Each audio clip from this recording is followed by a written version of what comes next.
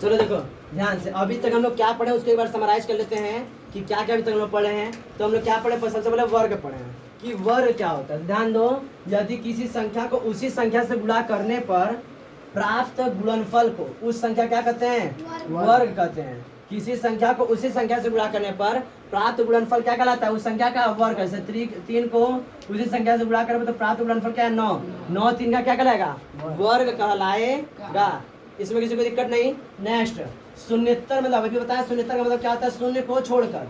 शून्यतर मतलब शून्य को छोड़कर। ये थोड़ा सा जो टेक्निकल वर्ड है ना, ये तुम लोग को समझना होगा। शून्यतर मतलब शून्य को छोड़कर पूर्णांकों का वर्ग। शून्य को छोड़कर सभी पूर्णांकों का वर्ग क्या होता है, एक धनात्मक पूर्णांक होता है। क्या होता है, एक धनात्मक पूर्णांक होता है। और धनात्मक पूर्णांक को हम क्या बोलते हैं, प्राकृतिक संख्या बोलते हैं। क्या बोलते हैं, प्राकृतिक संख्या कहते हैं। यानी शून्यतर को, यानी शून्य को छोड़कर सभी पूर्णांकों का वर्ग क्या होता है, बताया ना, चाहे पॉजिटिव हो या निगेटिव हो, दोनों का वर्ग करते हैं यानी स्क्वायर करते हैं तो हमें कैसा नंबर मिलता है, नेचुरल नंबर मिलता है। अभी समझाते हैं, हम दिखाते हैं। अब देखो शून्यतर परिमेय संख्या, शून्य को छोड़कर सभी परिमेय संख्याओं का जो वर्ग होता है वह एक परिमेय संख्या होता है। क्या होता है, एक परिमेय संख्या होता है। परिमेय संख्या का वर्ग करेंगे तो क्या मिलेगा हमें, परिमेय संख्या मिलेगा। लेकिन अगर पूर्णांकों का वर्ग करेंगे तो क्या मिलेगा हमें, धनात्मक पूर्णांक मिलेगा, तो नेचुरल नंबर मिलेगा। या तो हमें पॉजिटिव इंटीजर मिलेगा या तो क्या मिलेगा, नेचुरल नंबर मिलेगा। किसी को दिक्कत इसमें, जीरो का अगर वर्ग करेंगे, क्या करेंगे, जीरो का अगर स्क्वायर करें तो क्या मिलेगा हमें, शून्य ही मिलेगा। यहाँ तक किसी को डाउट, ये लोग पढ़ ले। अभी हम लोग कुछ चीजें और पढ़े हैं जो हम अभी डिटेल में यहाँ पे समझेंगे। किसी को दिक्कत इसमें, देखो ध्यान से, वो हम लोग जो पढ़े समझ में आया। पहले हम लोग जो पढ़ रहे थे कैसे हम लोग समझे उसको समराइज कर रहे हैं। तो समराइज करने में वहाँ पे 3 पॉइंट पढ़ाए थे, वो समझ में आ गया। इसके बाद देखो 3 पॉइंट और हैं। सम संख्याओं का वर्ग क्या होता है, सम संख्या होता है। ये डायरेक्ट क्वेश्चन आएगा एमसीक्यू में, बहुविकल्पी प्रश्न में डायरेक्ट आएगा कि सम संख्याओं का वर्ग क्या होता है, सम संख्या। किसी को दिक्कत। नेक्स्ट विषम संख्याओं का वर्ग, विषम संख्या होता है। यहाँ तक किसी को दिक्कत, जैसे ध्यान समझो। देखो 2 एक सम संख्या है तो 2 का स्क्वायर करो कितना आएगा, 4 आएगा। सम संख्याओं का वर्ग सम संख्या। 3 है, 3 का स्क्वायर करो, 3 विषम संख्या है ना, 3 का स्क्वायर करो आंसर कितना आएगा, 9 विषम संख्या। ये मेन है। n तथा n प्लस 1 की वर्ग संख्या के मध्य 2n संख्याएं होती हैं। जैसे इधर समझो, मान लेते हैं n कोई नंबर ले 2 का स्क्वायर करो और 3 का स्क्वायर करो। इनके बीच में कितनी संख्या होंगी, इनके बीच में कितनी संख्या होगी। तो हमें पता है ये n है और ये n प्लस 1 है, दिख रहा है ना, ये n है और ये n प्लस 1 है। इनके बीच में कितनी संख्या होंगी, तो 2n होंगी। 2n मतलब 2 इंटू 2, 2 2 जा 4 होगा। देख भी लो यहाँ पे। तो देखो सॉल्यूशन यहाँ पे दिख रहा है, सॉल्यूशन दिख रहा है उसमें। तो देखो 3 का स्क्वायर इज 9 और 2 का स्क्वायर इज 4। तो 9 और 4 के बीच में कितनी संख्या है, 9 और 4 के बीच में कितनी संख्या है। तो हम लोग इसको लिखते हैं 4 5 6 7 8 और 9। कितनी संख्या दिख रही है, 4 दिख रही है, हाँ दिख रहा है। तो n तथा n प्लस 1 के बीच में कितनी, n तथा n प्लस 1 के वर्ग संख्या के मध्य कितनी संख्या होती है, 2n। कितनी संख्या होती है, 2n। बात समझ रहा है। ये क्वेश्चन डायरेक्ट आएगा, डायरेक्ट तुम लोगों को करना रहेगा।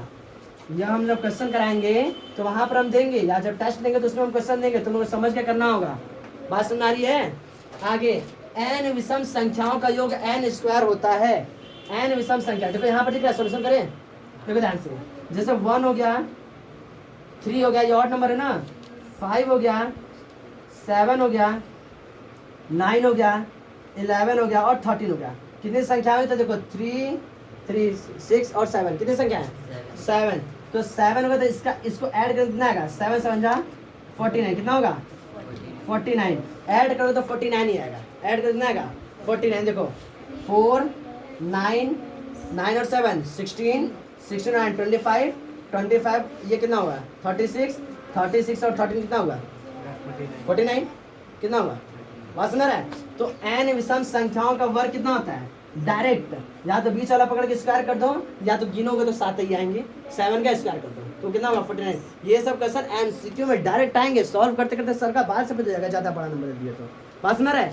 जैसे मेरा सफेद ऐसा थोड़ी ना, हमें स्क्वायर करने में सफेद हुआ है, ऐसा मत समझो, मतलब समझा रहे हैं तो मेरे ऊपर लगते देखने, तो बात समझ रहा है। तो इसमें किसी को दिक्कत, कुल मिलाकर 6 पॉइंट समझाए हम, और तुम लोग 6 पॉइंट पढ़े, किसी को दिक्कत। और हम लोग पढ़ेंगे पूर्ण वर्ग संख्या यानी परफेक्ट स्क्वायर नंबर, ये मेन है यहाँ पर, ये मेन है। बात समझ रहा है, इसको लिखो,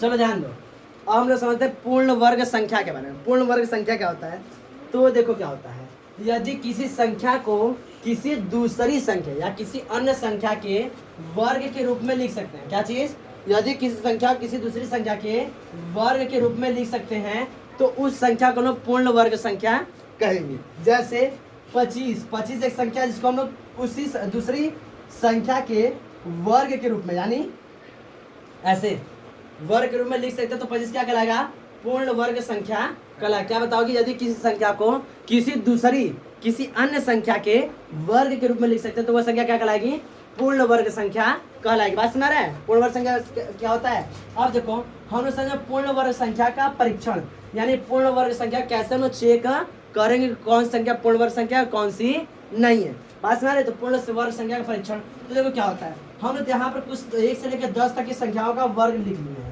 1 से लेकर 10 तक की संख्याओं का वर्ग लिख लिए। 1 का स्क्वायर करने पर क्या मिला हमें, 1 मिला है। 2 का स्क्वायर करने पर क्या मिला हमें, 4 मिला है। 3 का स्क्वायर करने पर क्या मिला हमें, 9 मिला है। फिर 4 का स्क्वायर किया तो क्या मिला हमें, 1 के प्लेस पर लिखना है 6 मिला है। फिर 5 स्क्वायर किया तो क्या मिला है, 5 मिला है। फिर 6 का स्क्वायर किया फिर 6 मिला है तो लिख चुके हैं हम। फिर 7 का स्क्वायर किया तो 9 मिला है, 9 लिख चुके हैं हम। फिर इसके बाद 8 का स्क्वायर किया 4 लिख चुके हैं। फिर 10 का स्क्वायर तो क्या मिला है, 0। तो इसको हम लोग एक बार असेंडिंग ऑर्डर में यानी कि आरोही क्रम में लिख लेते हैं। आरोही क्रम में लिखें तो कैसे होगा, सबसे छोटी संख्या सबसे पहले 0 हो गया, फिर 1 हो गया, फिर 1 के बाद क्या होगा, 4 हो गया, 4 के बाद 5 6 फिर उसके बाद 9, फिर मिला के 5 नंबर हो गए। पास में रहा है, तो किसी भी संख्या में देख रहे हैं कि और बाकी आगे भी जाओगे ना, तो अगर वर्ग करके स्क्वायर करोगे तो मैं वंश के डिजिट पर यही नंबर मिलेंगे, वंश के डिजिट पर यही मिलेंगे। अच्छा था 1 से लेकर 10 तक में कौन से नंबर हमने लिखे हैं, कौन सा नंबर लिखे, दिख रहा है 2 नहीं लिखे हो, कौन सा नहीं लिखे हो, 2 नहीं लिखे हैं, यानी किसी भी संख्या का वर्ग करने पर 2 कभी वंश के प्लेस पे नहीं आएगा, कभी नहीं आएगा। 2 नहीं लिखे, और कौन सा नहीं लिखे हैं जी, 3 भी नहीं लिखे हैं। तो यानी किसी भी संख्या का अगर पूर्ण वर्ग संख्या है तो उसमें वंश के प्लेस पर 3 नहीं आएगा कहीं आज से, लेकिन वंश के प्लेस पर नहीं आएगा। और कौन बचा हुआ है, 7 बचा, और कौन बचा है 8, कुल मिला के 4 नंबर, कुल मिला कितने मिले, 4 नंबर मिले। 5 नंबर ऐसे हैं जिनका स्क्वायर करने पर ये मिलते हैं।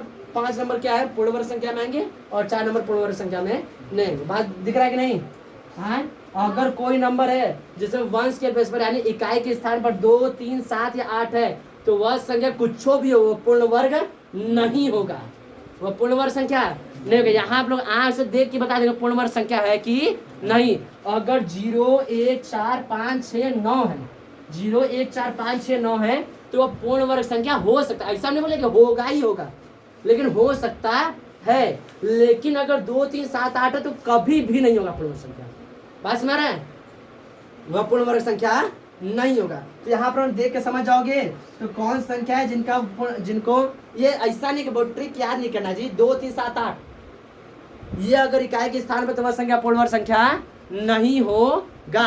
यहाँ तक किसी को दिक्कत, इसका हम क्वेश्चन ग्रुप में शेयर कर देंगे तो वहां तुम सॉल्व कर लोगे। किसी को समस्या कोई